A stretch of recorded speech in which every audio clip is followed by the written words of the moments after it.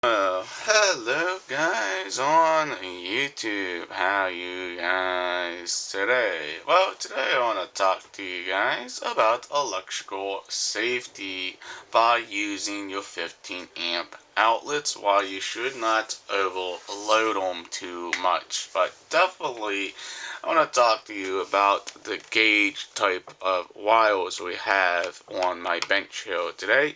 And we have the exact same outlets, the both 15 amp outlets. This one is a normal sized outlet for all you normal folks out there. Has the, stuff on it. But this one's kind of a little bit messed up here. This one's kind of jawed here, but we'll get into that in 1 second. But today, we're going to be talking about these two types of wires.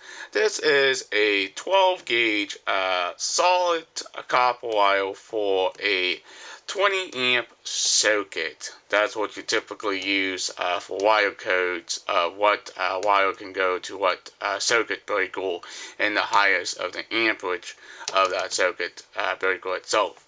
Now, here you have this little Allen wire. This is just a slim piece of wire here. This is actual 14 gauge wire. This is meant for a 15 amp circuit. You guys can see this wire is a little bit thinner than this wire. This is also a solid copper wire as well, but this is for smaller current for like standard 15 amp outlets and stuff like that. But yeah, that's what's going on here with the wire here. And this is a little bit more heavier and beefier cable for all sorts of different uses. Now, you can probably get away with using this with your 15 amp outlets, but I don't recommend trying that. I would actually look that up on your electrical code system and see what is the appropriate type of wire to actually use for your 15 amp outlets. Now, well, let's talk about this normal outlet right here. This is just a normal 3-prong receptacle with a ground, a hot, and a neutral. You know, why do we got the longest one and why do we got a short one? This is a polarized plug, okay? For you can accidentally have it plug one way and you cannot plug it the opposite way inside of the stout plug. That's the reason why it's called a polarized. One's longer and one has a shorter. This shorter one is the hot, the longer one is the neutral. And the funky looking smiley face up here is actually your earth ground. Let's go and flip it over here. And you notice we have two silver screws. That's your neutrals. You guys can see this little tiny tab right here. This is actually joining this outlet to this outlet. And if you break that outlet, you break this little tab here, you can actually have two different circuits on this one outlet. But I don't recommend breaking that tab because if you're going to be jumping outlets to on outlets, I'd actually recommend keeping that tab in place. And the mostly in safety point of an outlet is actual the ground, the earth grounding of the plug itself. I don't know if you guys can see that, but that's the ground right there. But this whole metal goes from here down below is all ground. That actually grounds the whole entire box if you actually have a metal box. Here we have a known set of screws. These are the hot side. That's this guy right here. And we notice we got these crappy ass push-in style plugs here. Makes it a whole lot easier for most people who are building houses today. Is just put them here. I do not recommend using these push-in terminal pieces of crap on the back of the outlets. Those are not good connections. I recommend using the solid screws for a better connection. This outlet is a, just a spare outlet, a dead outlet, just having it around, floating it, gonna use it eventually.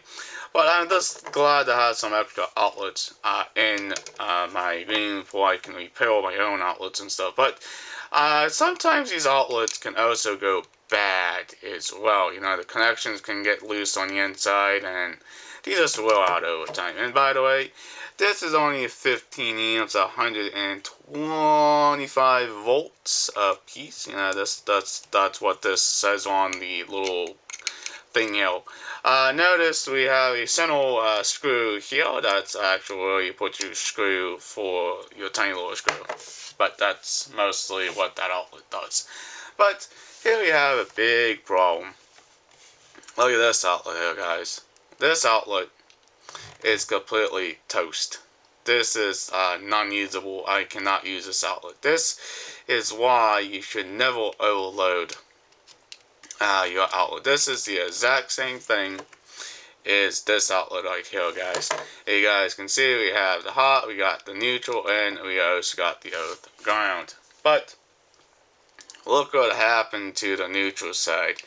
It wasn't the hot side that went bad. It's the neutral side.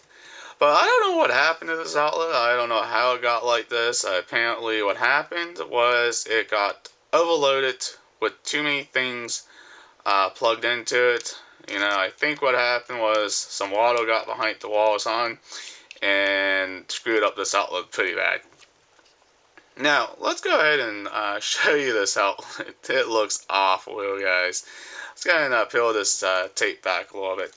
Well, you can actually see the proper terminations of these outlets here. This is properly terminated here, guys.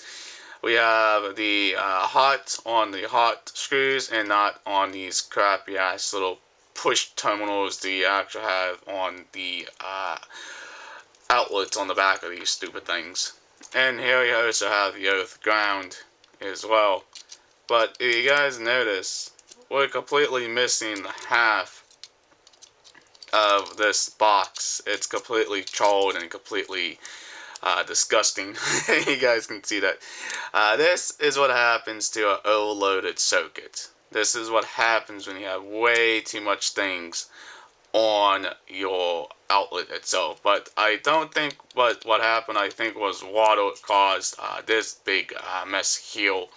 But notice we're completely missing the neutral on this side, and we actually do have a neutral wire on this side with the screw itself.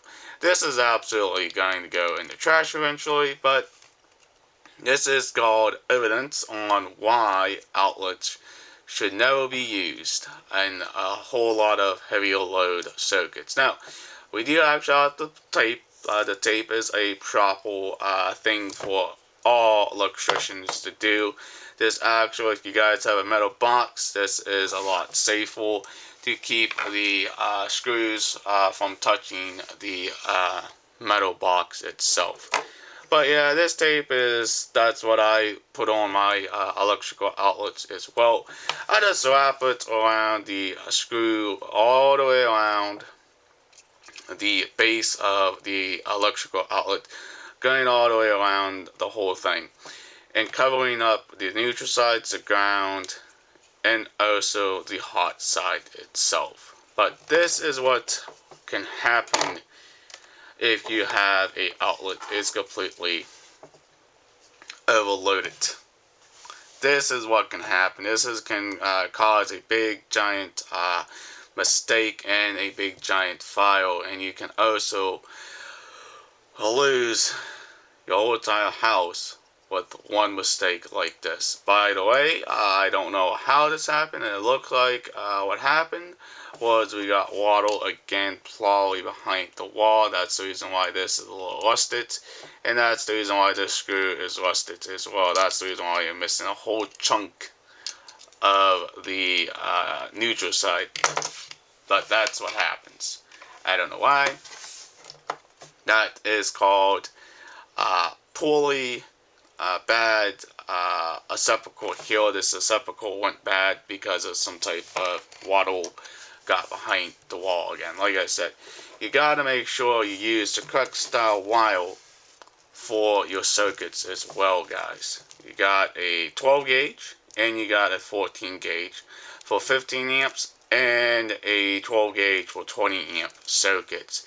You gotta make sure you choose the right type of wiring for your type of application for your type of outlets. Now, you guys will notice the hot side didn't go bad. The neutral side went bad.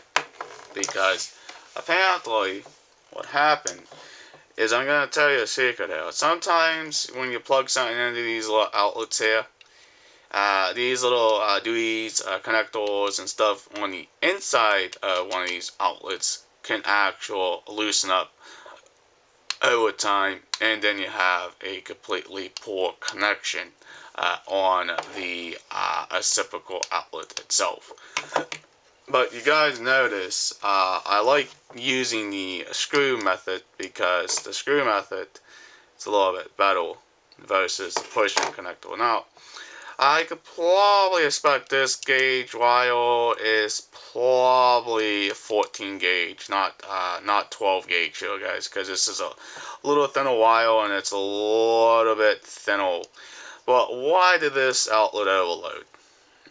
Get overload. Too much stuff plugged into it. Why do you only have two outlets on one single outlet like this? Typically, you're only supposed to plug in two items and not multiple devices into a outlet.